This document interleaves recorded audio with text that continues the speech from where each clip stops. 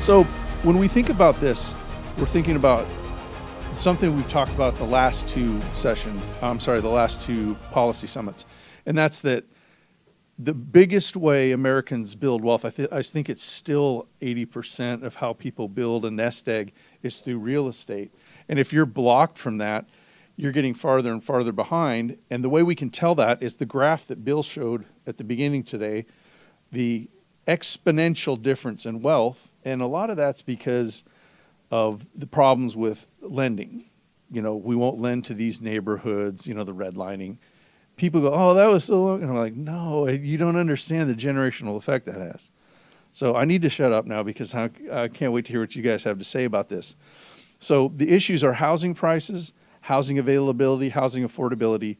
And I'll really just ask a question, and then we can take questions. We can take some questions from the audience. Is that what are people right now supposed to do, and what should we be doing to try to improve that market? The housing market, the lending market, because it's not working. So. Okay. Good afternoon. Thank you once again, Brady and Kevin, for the opportunity to come before you again. First of all, yes, I am the president and chairperson for the Southern Christian Leadership Conference, but also I'm a real estate agent, 42 years.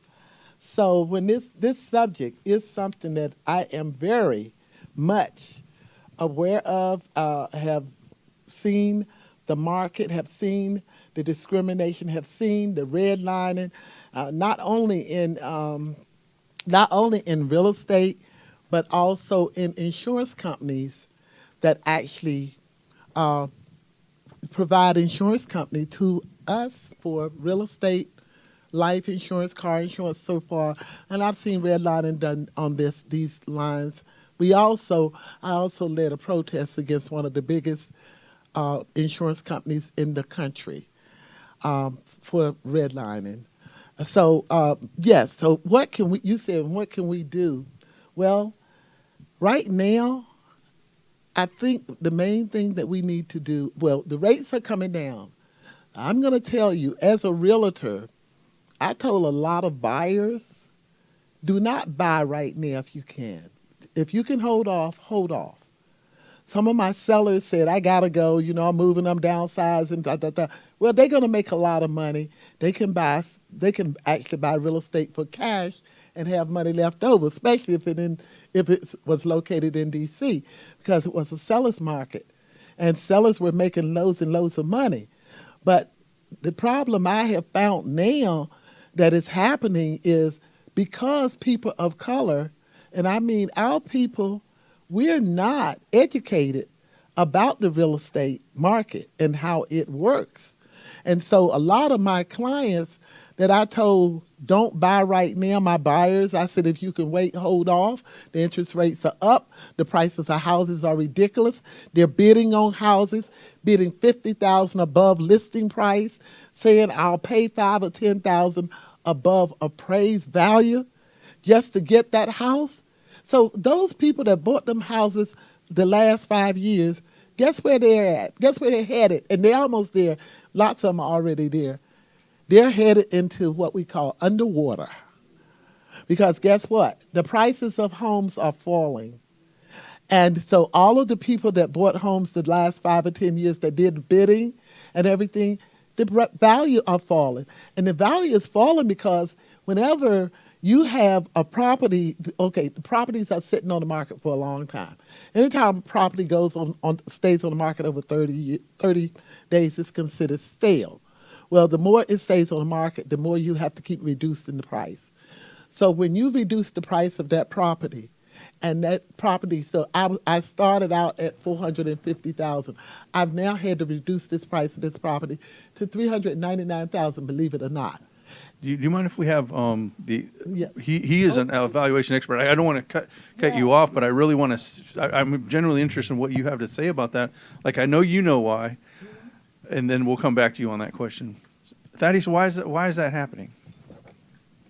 So what she's talking about is basically a market analysis, and what tends to happen is we are undervalued significantly to begin with. But part of the problem it's systemic. And in that systemic valuation piece, now, you all familiar with the Lanham case? Those were the professors who filed the thing from the bias case here in Maryland with the professors from Johns Hopkins. They lost their appraisal bias case last year. And because they lost the case, the whole appraisal world celebrated. See, we told you we weren't biased. And I'm like, what are you talking about? There's been 24 cases that have been settled. Even that case, they had a $400,000 settlement. So we're going to ignore all of the data. So I say all that to say that the appraisal function is outdated.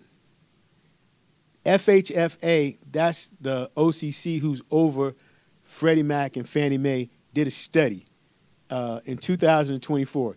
You can't find it on the website anywhere now. But in that study, it's the most comprehensive appraisal study that has ever been completed. They started with 47 million appraisals. They narrowed it down to 1 million appraisals. So they took 1 million appraisals and 4 million comparable sales. And what they found was, what they reported was only 10% of all appraisals that are conducted utilize market conditions adjustments. They conducted this study from 2015 to 2023. And everybody was just talking about only 10% of all appraisals did market conditions adjustments. Well, if only 10% did them, 90% didn't do them. So 90% of all appraisals that are completed are not accurate. That's their information. That's not my information. So what I've been doing is talking about that 90%. And what the reason that it isn't being completed and its market analysis is required is because the appraisers don't know how to do it. So are they biased or inadequate? It doesn't matter. The impact is the same. And what that study also revealed is 74% of that inadequacy impacts black and brown communities disproportionately. So what Josephine was referring to is the price is changing. So you have for the whole market. But what tends to happen is appraisers are not able to capture that market because they're using antiquated methodology. They're using paired sales analysis, which that methodology was established in 1933 in Chicago with the Appraisal Institute. That's what they use today.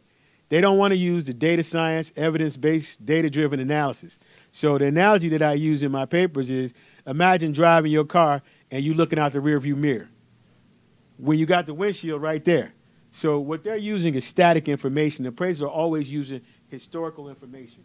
So the markets are always changing, as Joseph. Now, you don't know how fast they're changing, but they're missing the velocity of the change, whether it be up or down.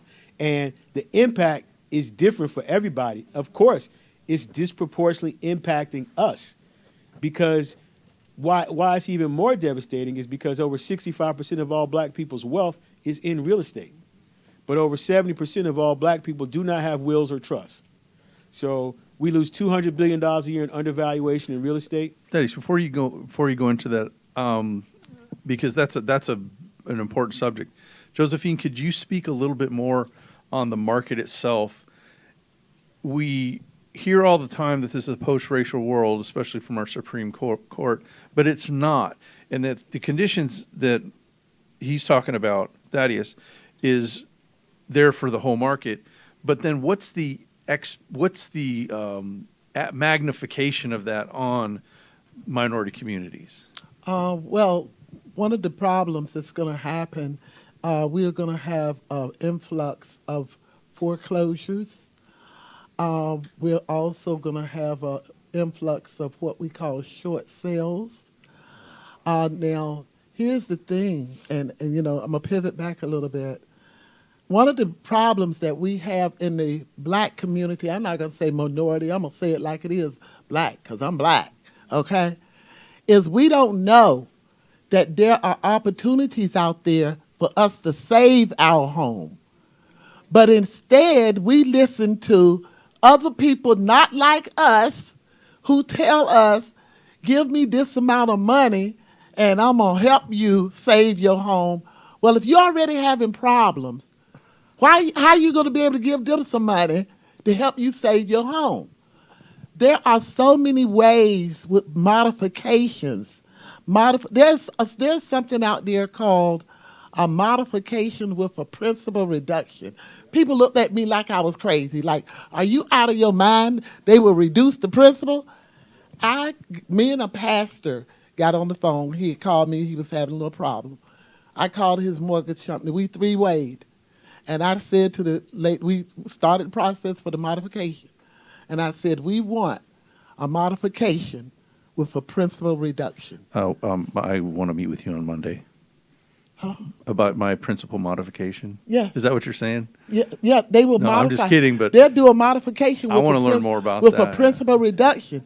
And while we were on the phone, they did his modification that quick, took $70,000 off his principal, and reduced his mortgage payment.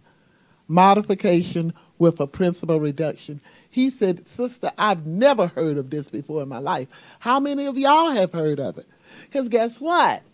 The mortgage company don't want you to know about it because they're helping you to stay in your home.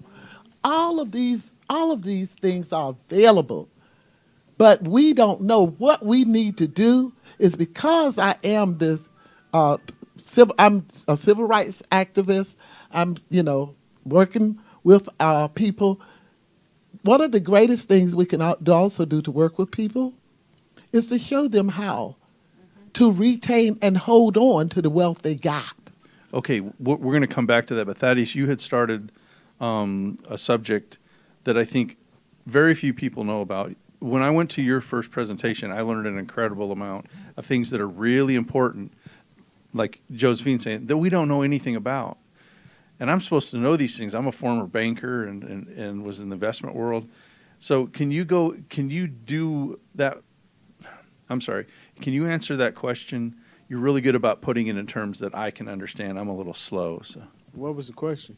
Oh, you're talking about the wealth generation for people that don't have wills and trusts.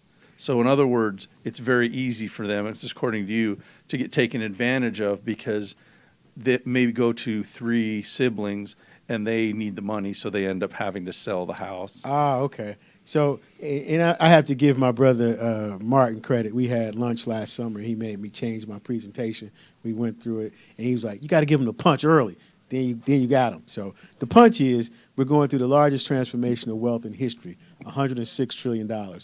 Black folks are only going to be participating in less than $3 trillion of those dollars. That number should be closer to $15 trillion. And the issue is, did we plan? Did we not plan? Now, this was intentional. It was intentional from redlining, disinvestment in the community. So redlining was with HUD. So I don't know if I didn't talk about it yet, but why Minnesota is so important is because Minnesota was the very first place in the country where they instituted urban renewal and broke up the black community. They used that formula in 1,260 black communities across the country. And the very first one was in Rondo. They took 700 homes and broke up a thriving black community.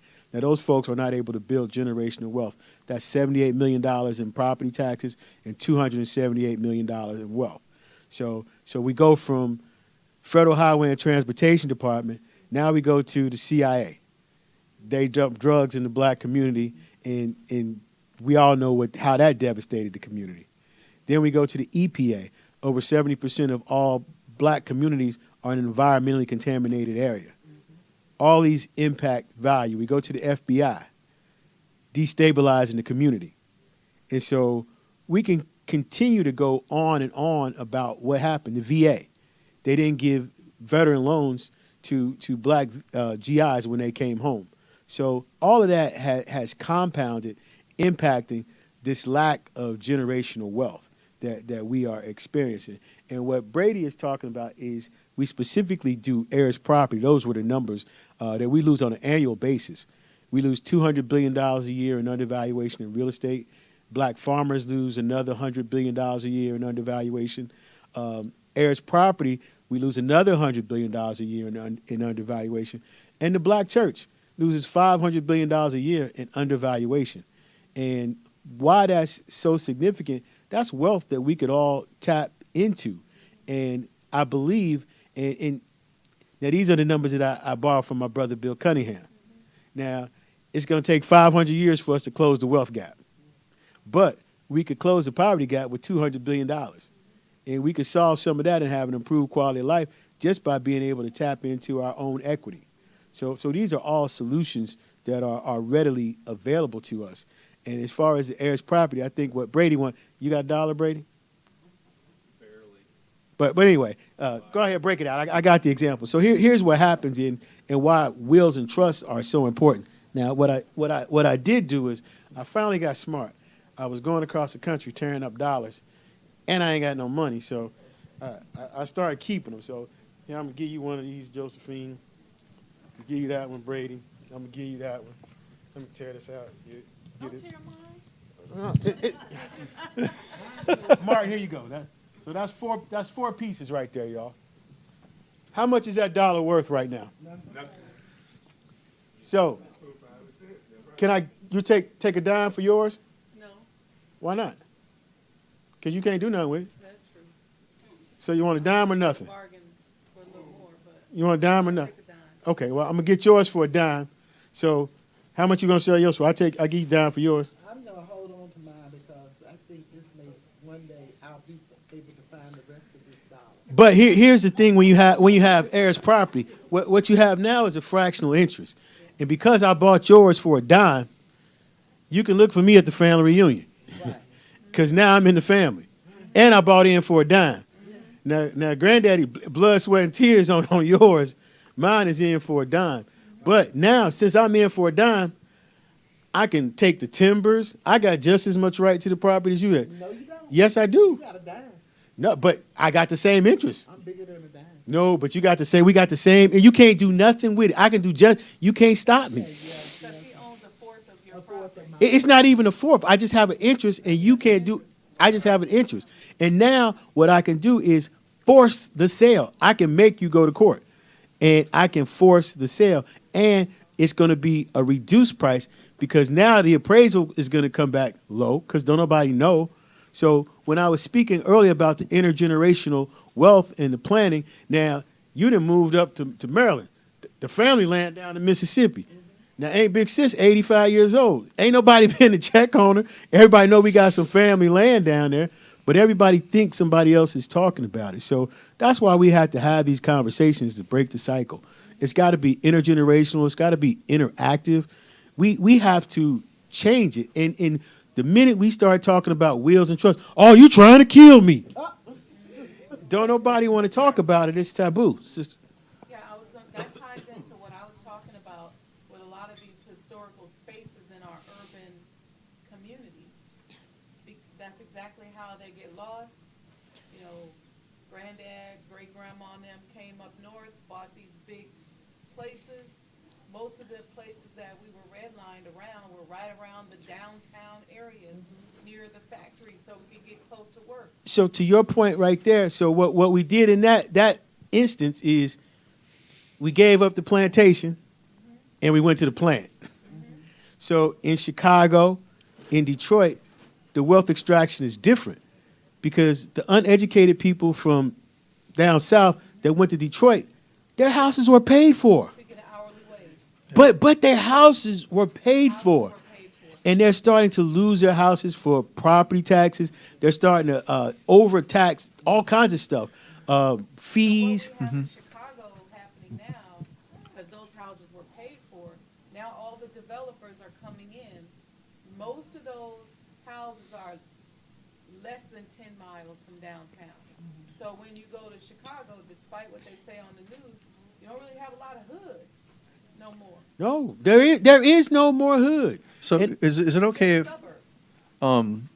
I would really like to hear, Josephine, what do you advise your clients on? Because you must run into this situation. Oh, yes. A lady on my block lived with her mother forever. Her Right. best friend. Her mother got older and older, and she finally passed. The brother came in and forced her to sell her home. So, where's she going to go to find a home where she doesn't pay any rent? She pays the taxes. Well- it was heartbreaking. Well, So- let me tell you. Well, as some of you know, I also have a legal background. Okay, worked in law for about 40-some years. So with me, I educate my people. I tell them how the successions run when you pass away. Because some of them they was like, oh, well, when I die, my son gonna get this, and so I don't have anything to worry about. Not good. Because that same woman that's saying that, there could be a husband out there that she never divorced, okay? And guess what? That's his house when she's gone. I had an aunt that I thank God she went down south to buy a house. I took her down and helped her buy a house. I met with the attorney, had her do a will and all of this good stuff, right? Because she wanted to put her sister's name on the house. And I was like, nope, you don't want to do that. Because she was like, well, we're going to live in the house together. That's okay. You don't want to put your sister's name on the house because if you should pass away, then what happens is your sister gets your whole house.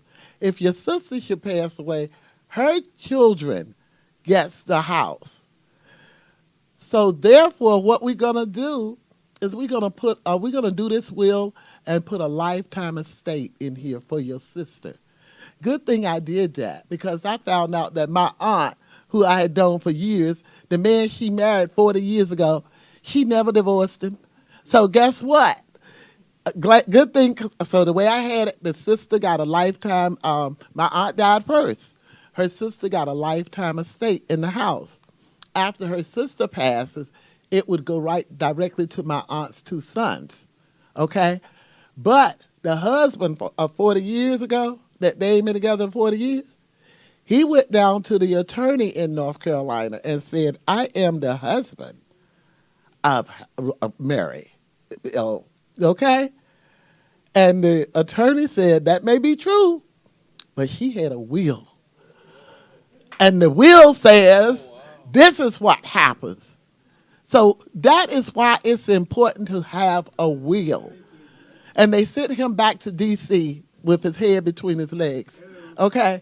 But wills are good, trusts are good, but we see, when we talk to our people, black people, about wills, the first thing they think about is you trying to kill me. I'm not trying to kill you. I'm just trying to tell you, you got to put your affairs in order if you want certain things to happen, or else even your children can lose everything because there could be a sorry husband. You forgot that you married him, and he gonna show up. He'll show up after you die. Okay. And it's more than just a sorry husband. Y'all got some sorry kids. You know who the ones that's responsible. And you got to have those conversations.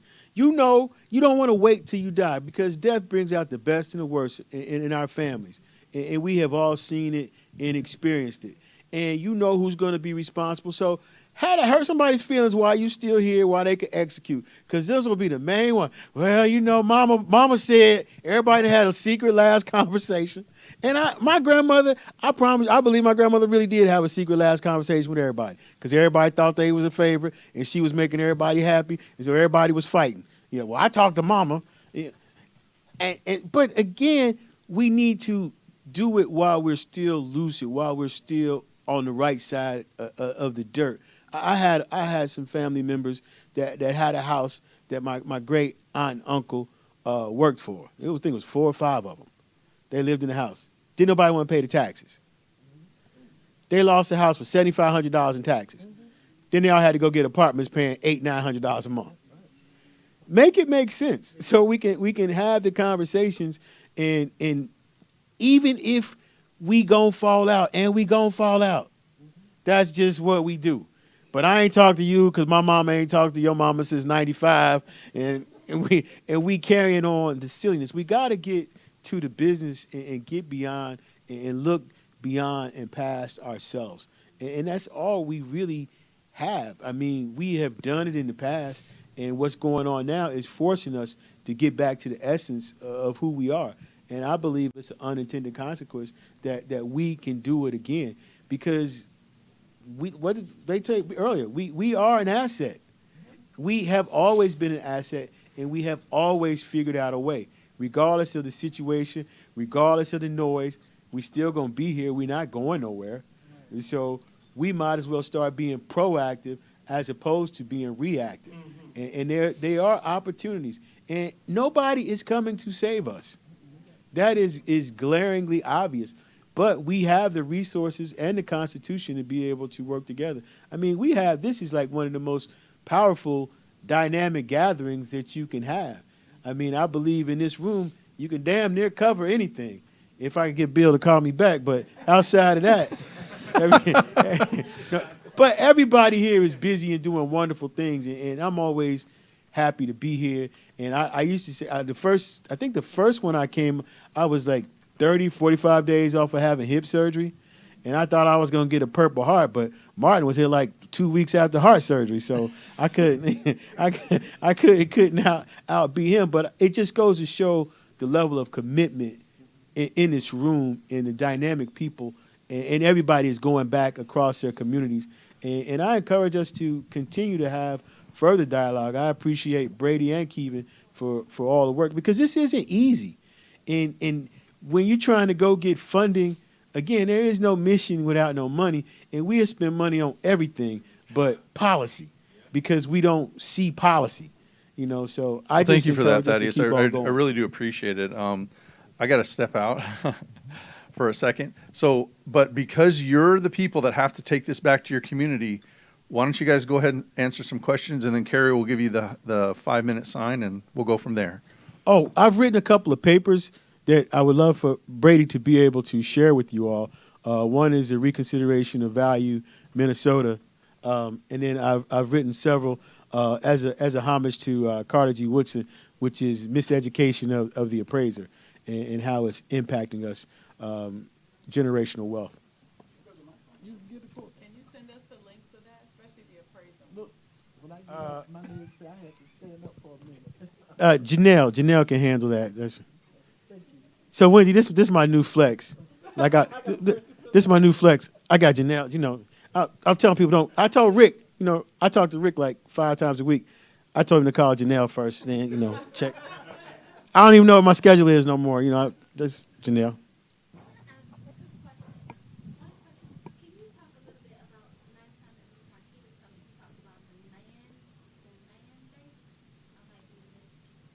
Oh, I talked about the land trust.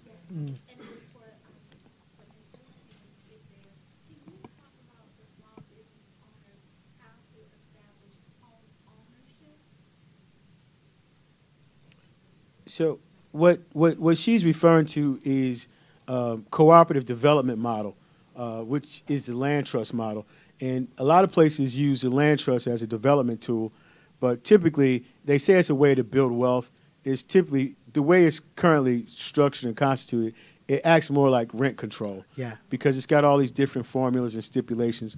But in a new proactive cooperative model that we have developed, what you can do is a joint tenancy. So when you do a joint tenancy, you can do mark to market in real time. So the leasehold is not carrying the weight of the land trust because it has to carry it out into perpetuity. So it doesn't allow the land trust to be able to be flexible because it's always responsible to the leasehold. But if you do a joint tenancy, whenever somebody sells, you can make the transaction in real time and mark down the equity so everything happens. And why the cooperative model is what we have been looking at from a faith-based standpoint is because appraising and farming are the 2 least diverse professions in the country. They're 1 and 2. But they're the 2 most responsible for wealth building and food sovereignty.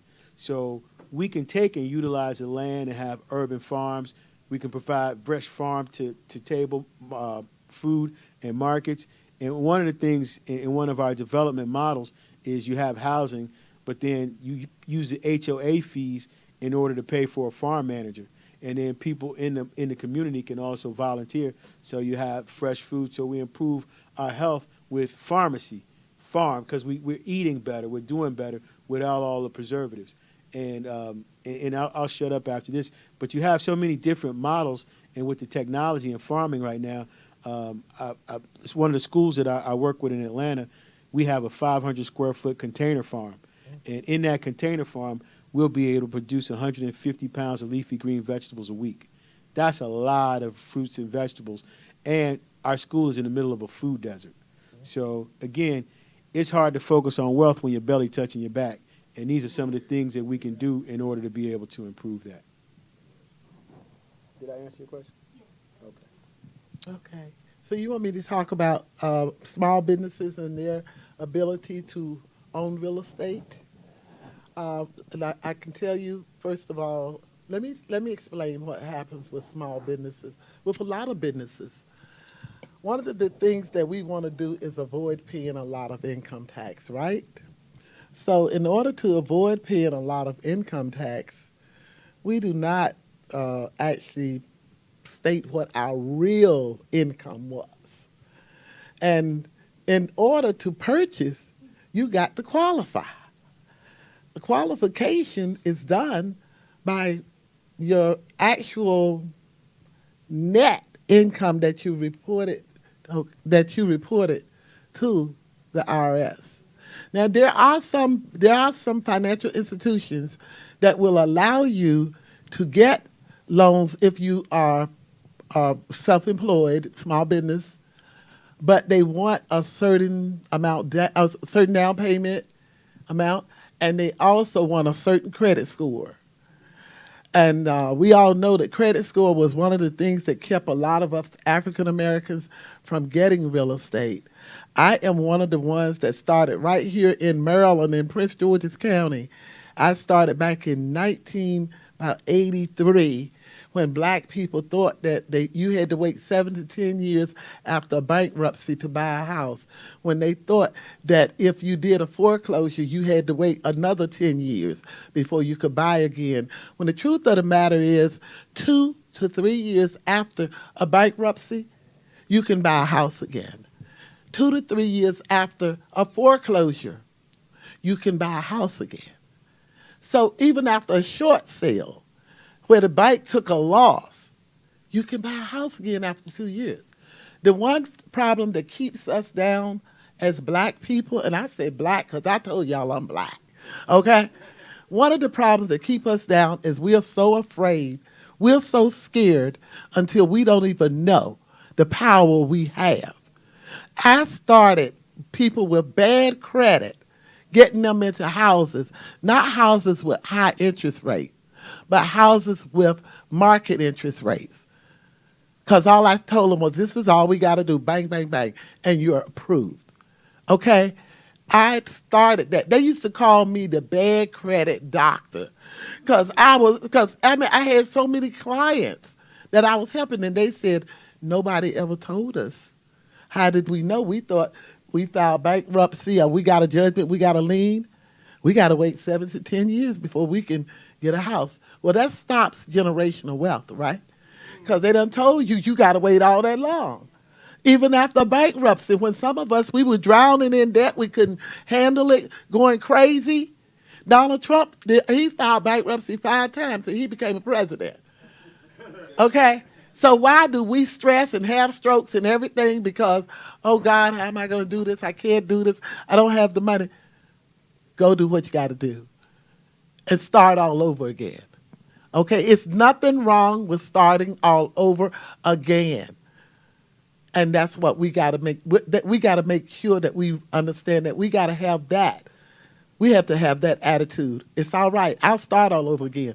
A divorce, I'll start all over again. I lost my job, I'll start all over again. No problem. I will get more. I'll get more than I had before. That's what I will do. You know what? But you got to have that positive attitude about it. And I say that now because we had so many people to lose their jobs here in Washington, D.C. And some people committed suicide. They don't tell you about that because they were so upset by, I can't pay my bills. So what? Guess what? You can't pay your bills? They not going to come lock you up. You know, just when they call you on the phone, say, look, I don't have a job. I can't pay you. Bye.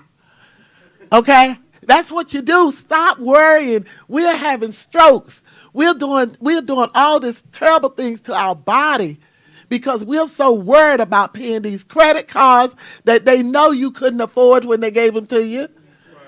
Okay, that you're worried. You're having strokes. You know your body. You just everything is happening. Heart attacks, strokes, everything. And we know they said that this is very prevalent in the black community, strokes and heart attacks. Why? Because we worry when we shouldn't be worrying. There's some things we cannot do anything about. Okay, just say I'll start all over again. You know, that's life, honey. Okay. For small business owners, is it a way that, like, we have people come to us and say, well, Tracy, how do I prove my income? And, you know, they're not sure, like, they might take Zelle and Venmo and, you know, all of that stuff. What do you think? Well, even on Zelle, they have a list of, okay, but see, the final part is when the CPA does your taxes, what do you report as your income? And if you report $10, you can't buy a house, okay? You got to report enough income in order to qualify, unless you get a lender who said, there are some lenders I know that they loan to professionals like doctors, lawyers, all of them. Now, you can get those lenders, and they will help you out. But they want a high score and all of this. But there are the opportunities out there. Yes. Yeah, for those small businesses, in addition to what she's saying, they can put together a financial statement.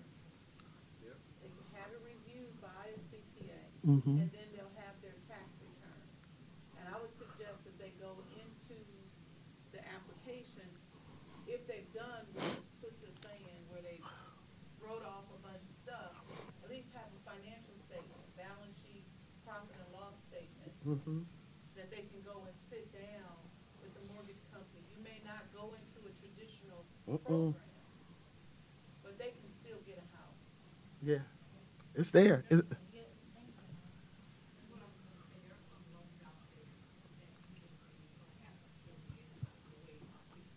But you also have to be careful with those, okay? There's something called, they put us in interest-only loans. They put us in no-doc loans. They put us in a stated income loans. And guess what happened with us? We lost those properties. It sounded good, but we were the one, black people, because it sounded so good. I had attorneys that tell me, how did I get involved with this? How did I get this? How did I? You didn't know real estate. You're an attorney, but real estate was not your specialty. All right, we're ready for the next panel. Don't forget your dollar.